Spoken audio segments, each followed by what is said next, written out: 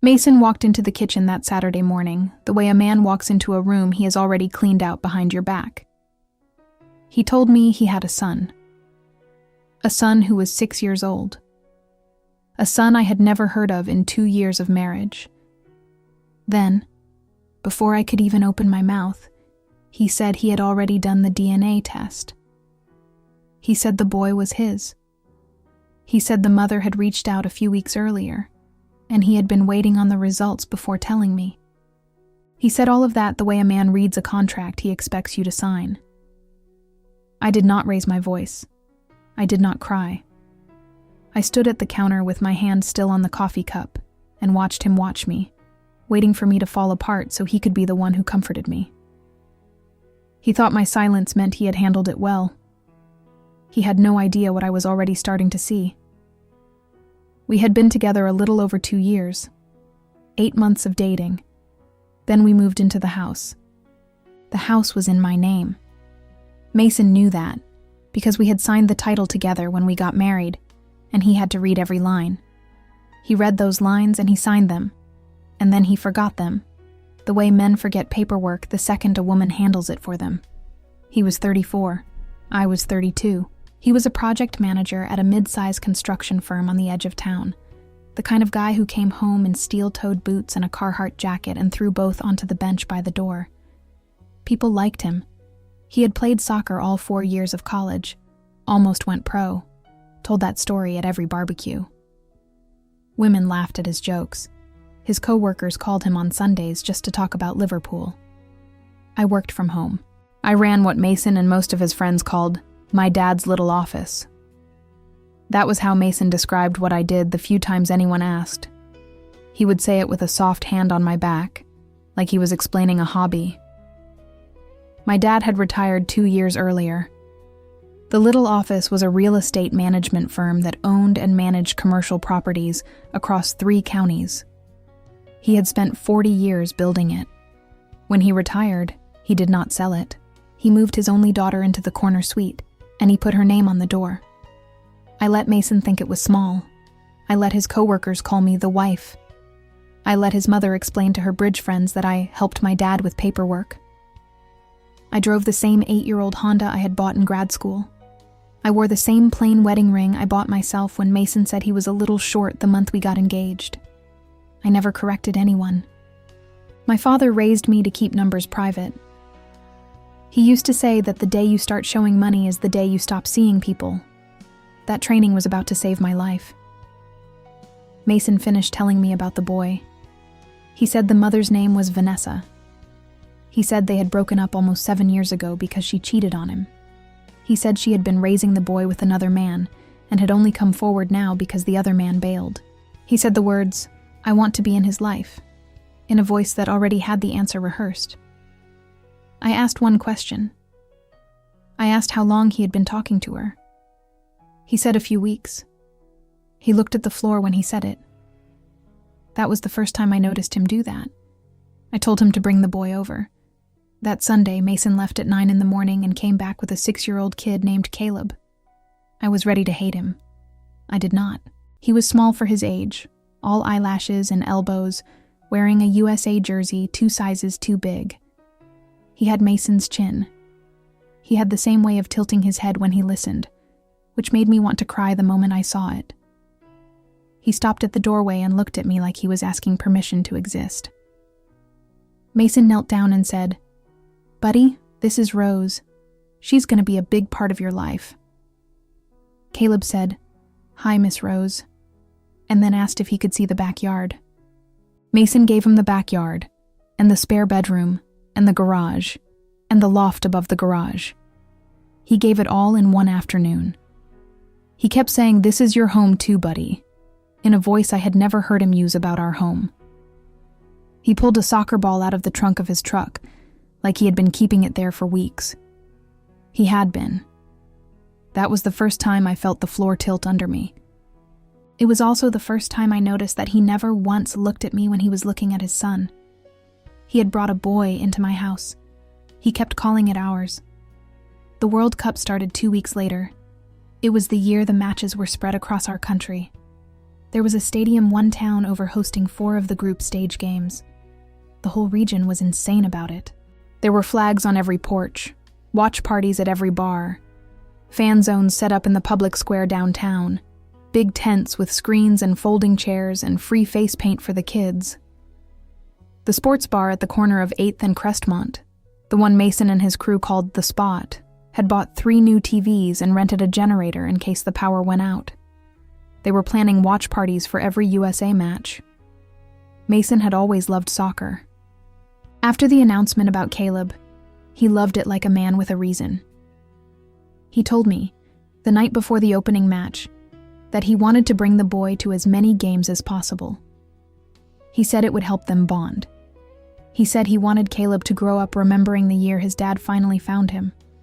He said all of that with a level of poetry I had never heard in his mouth before. I said it sounded great. I said I would come too. He paused for half a second before answering. He said, "Yeah, of course, absolutely." That half second was the second thing I noticed him do. The first watch party was at the sports bar. We went together, the 3 of us, and Mason carried Caleb on his shoulders the whole walk over. Inside, the place was full of his co-workers, his crew foreman, 2 of his college teammates, and a woman I had never met.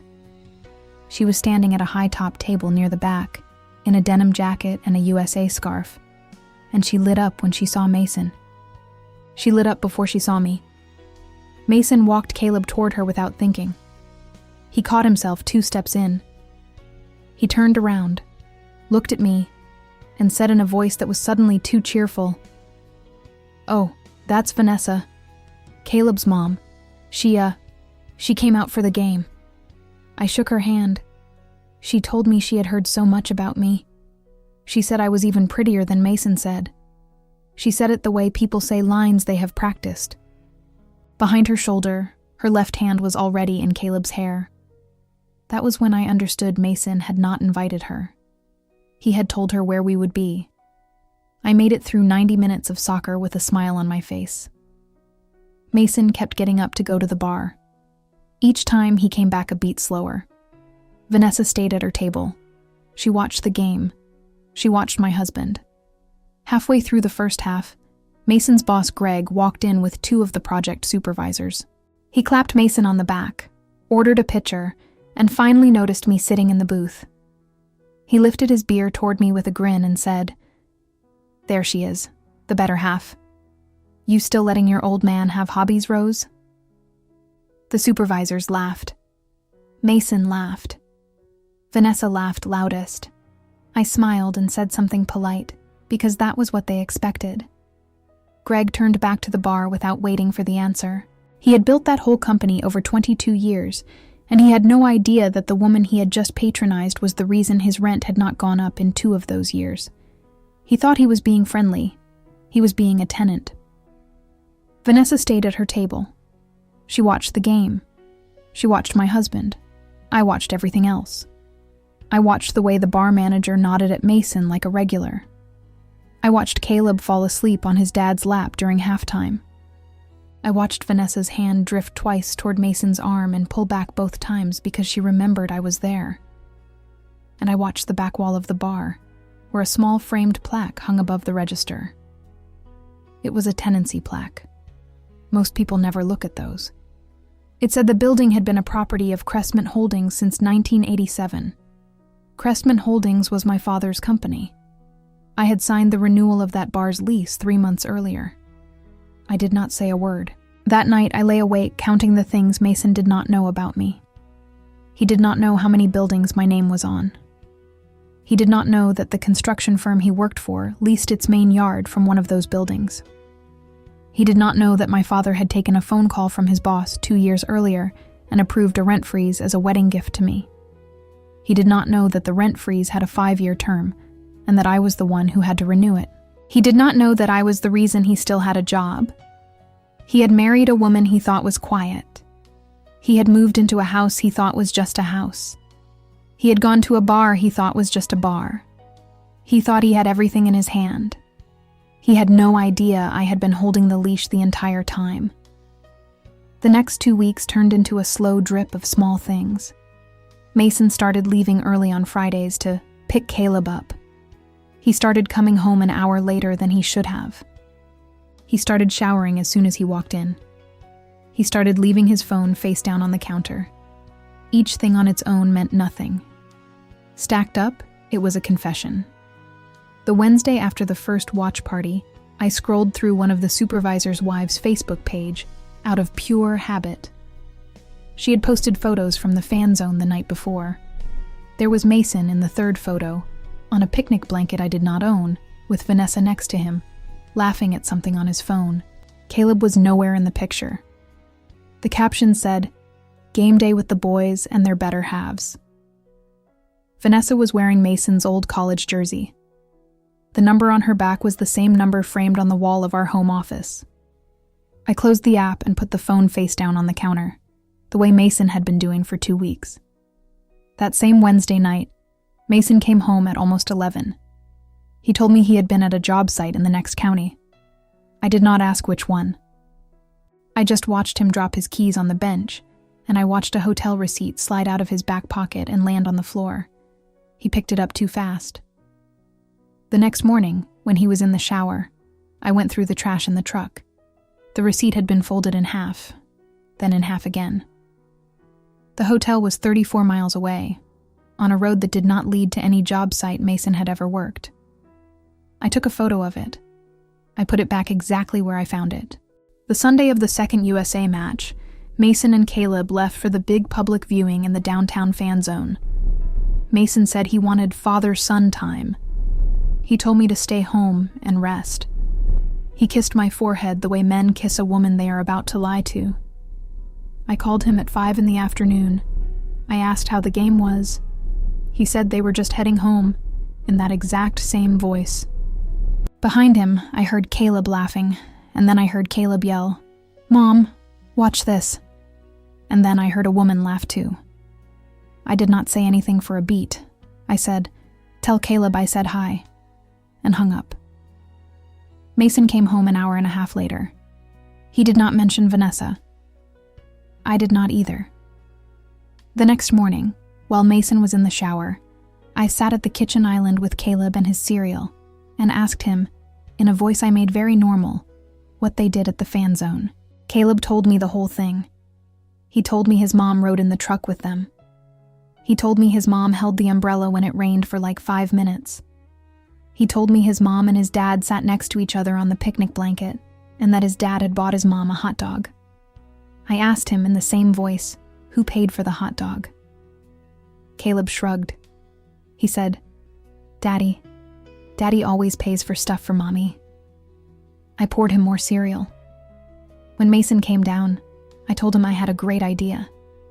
I said, since he was so busy with Caleb on weekends, I would start riding along to drop-offs, just to bond, just to be helpful.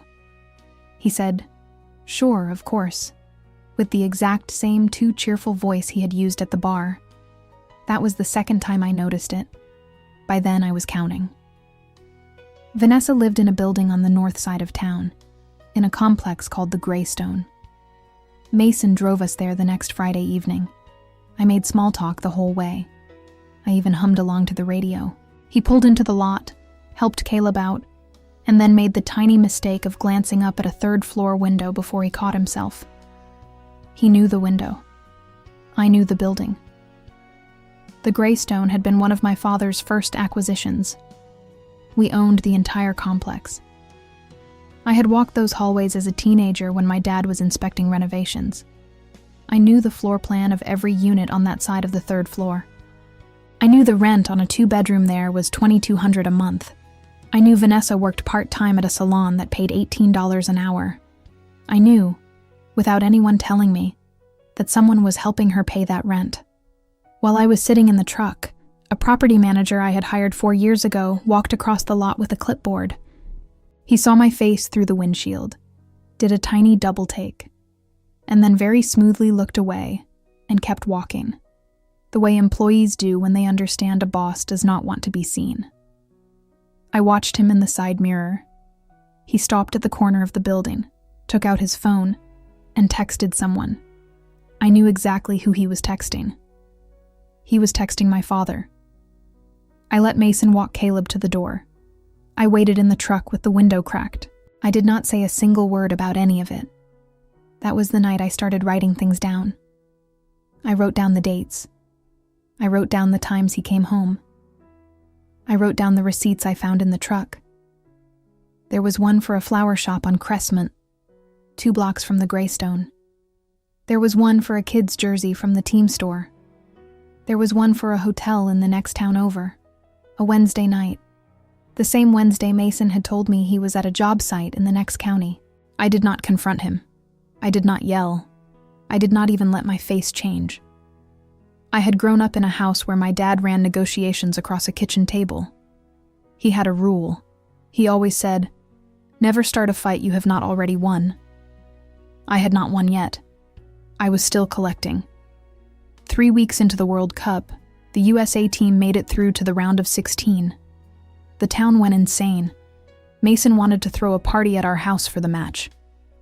He invited his coworkers, his crew foreman, his project director, his college soccer friends, and, casually, almost as an afterthought, Vanessa, since she's bringing Caleb anyway. I told him that sounded perfect. The night before the party, I called my father. I told him I needed 2 things. I told him to send me the lease file for the Greystone, Unit 3B, and I told him to pull the rent ledger for our commercial tenant at 8th and Crestmont. While he was at it, I asked for the active rent freeze agreement on the construction yard at Whitcomb Industrial. He did not ask why. He told me he loved me, and he asked if I was safe. I told him I was about to be. That weekend, the day before the round of 16 match, Caleb climbed onto our couch with a juice box and a tiny soccer ball under his arm. Mason was in the bedroom on a work call. I was sorting through laundry. Caleb watched cartoons for a while. Then, in a voice as easy as breathing, he turned to me and said, "Aunt Rose, did you know I'm going to have a baby brother?" The laundry stopped moving in my hands. I asked him very quietly when he had found out. He said his mom had told him last week. I asked if he was sure. He nodded. Then he tilted his head, the way Mason tilts his head, and said, "Daddy told me not to tell you about it, but I forgot." I told him forgetting was okay. I walked into the bedroom. Mason was on the phone, laughing about a job site delay. I stood at the door and waited for him to look up. When he did, the laugh died in his throat. He told the person on the other end he had to go. He hung up. I asked him if there was something he had been keeping from me about Vanessa being pregnant. I asked it in a perfectly level voice. The blood left his face the way water leaves a sink. He said, "What? Where did you hear that?" I said it did not matter where I heard it. I said I was asking him directly. He said, "Babe, no. That's not, no. I don't know what Caleb is talking about." Caleb was 6. Caleb did not know what a baby brother was unless someone had told him. I did not say that. I said, "Okay." He looked relieved. That was the 3rd thing I noticed him do, and it was the loudest. He thought he had gotten away with it. I told him I would drop Caleb off myself that evening. I said he should rest before the big party tomorrow. He hesitated for half a second, then nodded. He kissed Caleb's head and told him to be good for Aunt Rose. I drove Caleb to the Greystone in my Honda. The parking lot was full. I parked in the visitor space, the one I had personally approved when we expanded the lot in 2019. I walked Caleb to the 3rd floor. He pressed the buzzer. Vanessa opened the door in a long sweater. She was about 4 months along, maybe 5. The bump was small, but it was there, and she did not have time to hide it before she saw me. Her face did something I will remember forever. It tried to be polite, then surprised, then innocent, and landed on guilty. She let Caleb run inside. She stayed in the doorway. She said, "Rose, hey, I wasn't expecting you." I told her I just wanted to ask one question. I told her I would only ask it once, and I would believe whatever answer she gave me, and then I would leave. I asked her if Mason was the father of the baby she was carrying. She did not say yes. She did not say no. She looked down at the floor of an apartment she did not know I owned, and she said, "Rose, that's something you should be talking to Mason about." That was when I understood what kind of woman she was. She was not going to lie. She just wanted me to do all the work. I said, "Thank you, Vanessa." I turned around. I walked back down the hallway of the 3rd floor of the Greystone, past the unit numbers I had memorized when I was 16, and out the side door my father had cut into the building in 1992 for accessibility compliance. I sat in my Honda in the parking lot for 2 full minutes without starting the engine. Then I started writing in my head. The lease on Unit 3B was up for renewal in 41 days. Mason's firm's rent freeze on the construction yard was up in 6 months. The bar at 8th and Crestmont, the one with the 60-inch TVs and the Sunday watch parties, paid me rent every 1st of the month. I had walked into that apartment expecting to find a betrayal. I walked out of it understanding that I owned the floor she was standing on. And the round of 16 match was tomorrow night, in my living room, with my husband, his pregnant girlfriend, and every man in his life who answered to a building my family controlled. I was going to make every single one of them feel it. I did not sleep that night. I did not need to. By 4 a.m, I was at the kitchen table with 3 folders, 2 pens, and a glass of water that had gone warm. My father had emailed everything by midnight: the Greystone lease file, the Whitcomb rent freeze, the 8th and Crestmont ledger. My lawyer had already drafted what I asked for. It was sitting in my outbox in PDF form, ready to send to the right inboxes on Monday morning. I had one more folder in front of me, a red one. Inside it was the photo of the hotel receipt, the screenshot of the Facebook post, the dates Mason had come home late, the Venmo transactions I had pulled when I logged into our shared account at 3 a.m. There was one to Vanessa, marked groceries, for $400. There was another to a women's clinic, unmarked, for $670. There were 6 to a flower shop on Crestmont over the last 2 months. I had everything. At 5:30, while the house was still dark, I put a sweater on over my pajamas, took my keys, and drove the 8-year-old Honda across town to the office building my father had bought in 2001. The lights were off in every window. I let myself in with my own key. I rode the elevator to the 4th floor, walked past the empty cubicles, past the conference room where my father had signed the rent freeze, and stopped at the corner suite at the end of the hall. The brass plate on the door said my name. Just my first name, and the word principal. My father had asked me twice when I was going to upgrade it to my full title. I had told him I liked it short. I stood at that door for a full minute. Then I went inside, sat behind my father's old desk, opened my laptop, and queued up 4 emails to be sent at exactly 9 a.m. Monday. I did not need to be at the office to do it. I just wanted to sit in the chair where I was about to do it. By 6:15, I was back in my kitchen, pouring coffee for a man who was about to lose every building he stood inside.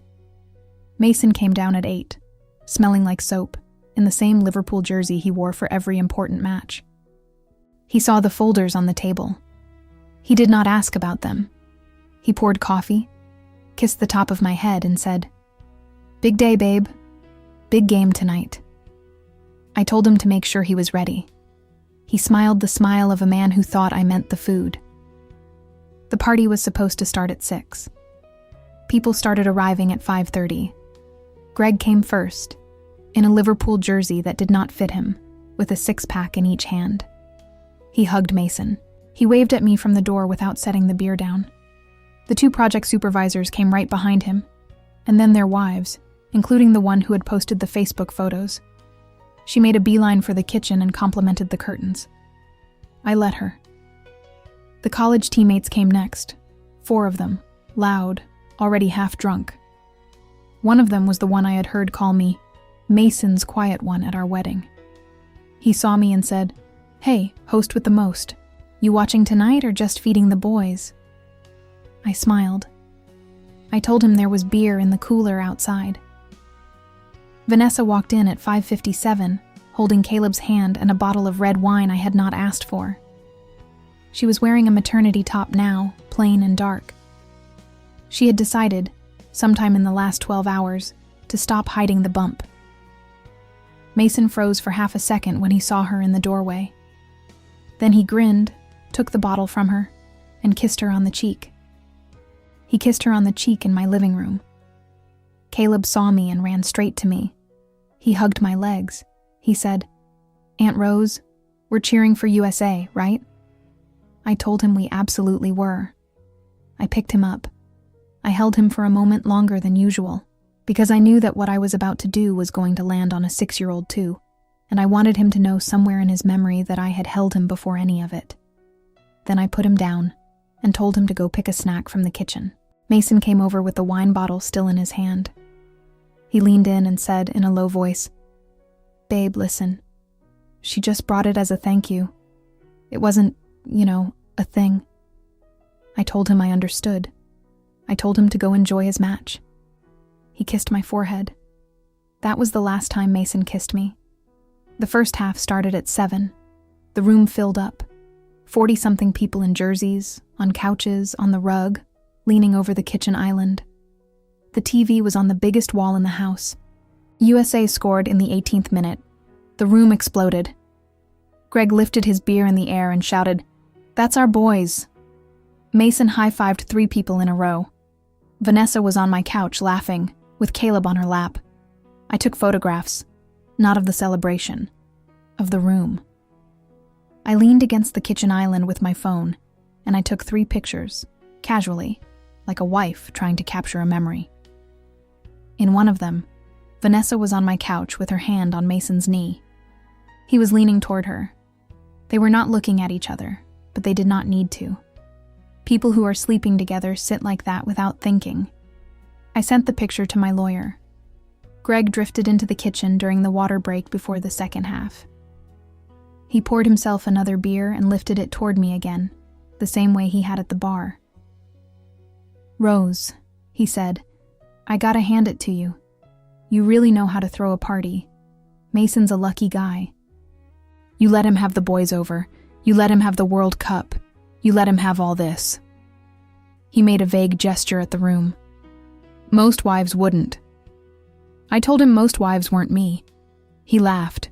He thought I was being modest. Halftime started. The score was 1-0. Mason stood up to give a toast, the way he always did at our parties. He raised his glass. He thanked everyone for coming. He said something corny about brotherhood and the beautiful game. He looked at Vanessa when he said the word family. He looked at her, in my living room, in front of 40 witnesses. I put my drink down on the counter. I clinked a fork against a wine glass. The room hushed slowly, then all the way. 40 people turned to look at the quiet wife who never spoke at parties. I told them I had an announcement of my own. I said I wanted to thank everyone for coming to my house. I said it slowly, with the right amount of pause on the word my, and I watched 4 people in the room blink. Then I picked up the manila folder from the kitchen island. I told them I had been putting some things in order this week. I said I had been doing a lot of paperwork, the kind of paperwork Mason always said I helped my dad with. I said the funny thing about paperwork is that it does not care how loud the room is, or how much beer is in your hand, or how long you have been pretending it is small. I opened the folder. I told the room, in a voice as level as a closing argument, that the building we were all standing in was solely in my name, which most of them already knew. Then I told them that the bar at 8th and Crestmont, where we had watched our first match of this World Cup, was a tenant of Crestmont Holdings, a company my father founded in 1979 and transferred to my name in 2024. I held up the deed. Greg stopped smiling. I told the room that the construction yard at Whitcomb Industrial, the yard where every man in this room who worked for Greg parked his truck every morning, was also a property of Crestmont Holdings. I held up the rent freeze agreement. I told them, in the same level voice, that the freeze had been a wedding gift to me, and that it was going to be revoked Monday morning at 9 a.m., effective the 1st of next month, with a 47% market correction. Greg sat down on the arm of my couch like his knees had stopped working. I told the room that I owned the Greystone. The whole complex. Every unit on every floor. Including Unit 3B on the 3rd floor, where Vanessa lived, and where my husband had been spending his Friday nights since June. Vanessa's face did the same thing it had done in her doorway the day before. Polite, surprised, innocent, guilty. She put a hand over her stomach. The hand was shaking. Mason saw the hand. He looked at me, then at her, then at the hand, like a man watching 3 different futures fall apart at the same speed. I told her that her lease was up for renewal in 40 days, and that I had decided not to renew it. The room did not breathe. The college teammate who had called me the quiet one set his beer down on the coffee table without looking, and the bottle tipped over onto a copy of a soccer magazine. Nobody moved to clean it up. The Facebook wife was holding her phone in front of her face like she was filming. And then she remembered, 3 seconds late, that filming would be a problem, and she lowered it. Her husband stared at his shoes. Mason finally moved. He took a step toward me and said, "Rose, babe, can we go upstairs and talk?" I told him no. I held up the last document. It was the Venmo statement, printed on plain white paper, 8 months of it. I read out the dates and the amounts. I read out the $400 marked groceries. I read out the $670 to the women's clinic in a voice loud enough for his college teammates to hear. I read out the 6 flower shop charges, with the dates next to them, every single Friday for 2 months. The exact same Fridays Mason had been swinging by the Greystone after work. I closed the folder. I told the room that the round of 16 match would resume in 12 minutes, and that they were welcome to finish watching it before they left. Nobody finished watching it. Greg was the first to come up to me. He had set his beer down. He said, "Rose, listen, I owe you an apology. The thing I said at the bar, that was a stupid thing to say. I had no idea." I told him I knew he had no idea. That was the whole point. He started to say something about the rent. About working something out. About maybe Monday at his office. I told him Monday was already taken care of. I told him he could expect a courier at 9. He nodded the way men nod when they are still hoping the world will change shape before the deadline. The college teammate, the one who had called me the quiet one, walked past me without making eye contact. The supervisor's wife, who had posted the Facebook photos, hugged me too long and apologized for missing the context. The other supervisors followed Greg out. The 2 college teammates carried out the half-drunk one between them, like he was a piece of furniture they had broken. By 8:30, the only people left in my house were Mason, Vanessa, and Caleb. Caleb was asleep on the couch under a blanket I had spread over him during the announcement. I had not been able to control the room, but I had been able to control that. Vanessa picked up her purse. She did not look at me. She crouched down to wake Caleb. I put a hand on her shoulder and told her quietly that Caleb could stay until morning if he wanted.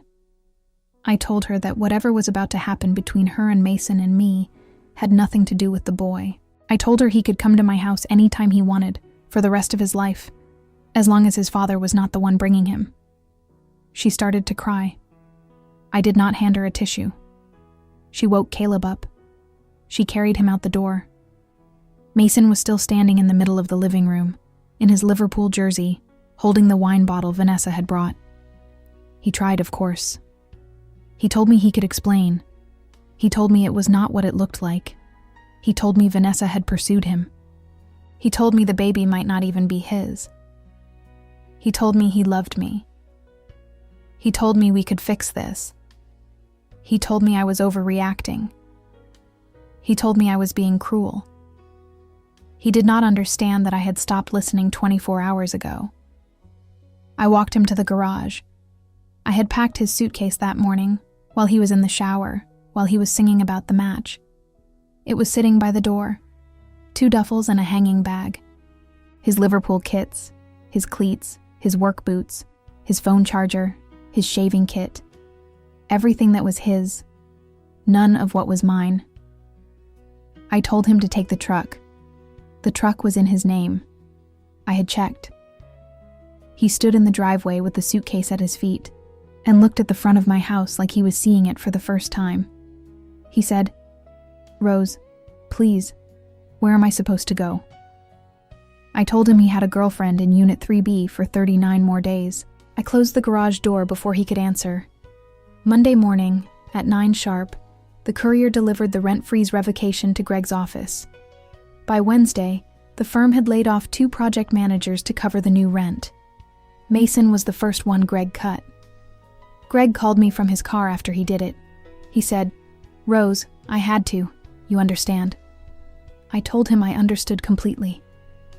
Friday afternoon, the non-renewal notice was taped to the door of Unit 3B. Vanessa called my office line. I let it go to voicemail. She called 11 more times before she gave up. She left one message, the last one. It said, "Please, I have nowhere to go." I deleted it before the second sentence. She moved out before the deadline. I watched the truck from across the street on a Saturday afternoon in my Honda. She loaded boxes into a borrowed pickup. Her sister helped. Caleb was not there. I had heard, through the property manager, that Mason's mother had taken the boy for the weekend. Halfway through the loading, my property manager came out of the front entrance with his clipboard. He saw my Honda parked across the street. He gave a small, almost invisible nod, the kind of nod a man gives when he wants his boss to know the job is done. He did not wave. He just turned around and went back inside. Vanessa saw the nod. She froze for a second with a box in her hands. She looked across the street, straight at my windshield. I did not look away. She did not either. We held the look for maybe 4 seconds. Then she put the box in the truck, very slowly, like she had finally understood the full shape of what had happened. A second later, I noticed the brake lights of a black truck 2 cars in front of mine flicker on, then off. It was Mason's truck. He had been parked there the whole time, watching her load. He had not seen me until that moment. I watched his shoulders drop in the rearview mirror. He pulled out before she finished loading. He did not help her with a single box.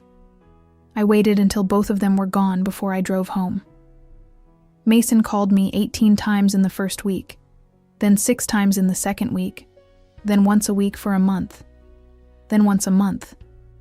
Then he stopped. I never picked up. The story I heard later, from the bar manager at 8th and Crestmont, was the cleanest punishment the universe could have written for me. Mason had walked into the bar 3 weeks after the round of 16 match, in his Liverpool jersey, looking for a stool to sit on. The bar manager met him at the door. He told Mason, very politely, that he had received instructions from the building's owner that Mason was not welcome on the premises. Mason laughed at first. He thought it was a joke between friends. The manager did not laugh back. Mason argued. The manager told him there were 2 college teammates already inside who had asked the staff to make sure that if Mason ever came in, he would not get past the rope. Mason looked through the front window. He saw the same booth we had sat in for the first watch party. He saw a different couple in it. He saw a different man's arm around a different woman's shoulders. He turned around and walked back to his truck. The bar manager called my office an hour later to confirm he had executed the instruction. I had not given that instruction. I had not needed to. The 2 college teammates had given it on my behalf, the way men correct themselves when they finally figure out who they have been mocking. The Facebook wife unfriended me on a Tuesday. The other supervisor's wife sent me a gift basket. 2 of the college teammates wrote me apology emails I never opened. Greg's wife showed up at my office on a Thursday afternoon with a plate of brownies and a face full of shame. She said her husband had cried at the dinner table on Sunday night. She said she had not known what kind of man Mason was. She said she should have. I told her she was not the one who owed me an apology, and I let her go without taking the brownies. The town caught up fast. People I had known for years started looking at me like they were finally meeting me. The hardware store owner, who leased from us at a downtown property, walked over to the counter himself the next time I came in and asked if there was anything I needed. The salon manager at the Greystone, who had hired Vanessa years ago, called my office and asked, very carefully, whether her own lease was secure. I told her it was. I told her she had not done anything wrong. I had not wanted to take the whole town down. Just my husband. The final match of the World Cup was on a Sunday in the middle of summer. USA had not made it that far, but the country was watching anyway. Every bar packed, every fan zone full. I stayed home. I made myself coffee. I sat on the couch in my living room, in my house, in a quiet that finally belonged to me. Around the 70th minute, the doorbell rang. It was Greg. He was holding a small fruit basket and looking at the welcome mat. He said, "Rose, I just wanted to drop this off as a thank you for the new lease." I had cut the rent correction by half after Monday morning. He still had a job. So did the men under him. I took the basket. I told him I would see him at the 8th and Crestmont renewal in November. He blinked. He had forgotten that he was my tenant there too. He looked into the room behind me. He saw the empty couch, the empty floor, the TV with the match on. He said very quietly, "Mason was the dumbest man I ever hired." I told him that was the smartest thing he had said all year. I closed the door. I sat back down on the couch. The match went into extra time. I did not really care who won. I cared that the house was mine, that the floor was mine, that the windows were mine, that the silence was mine.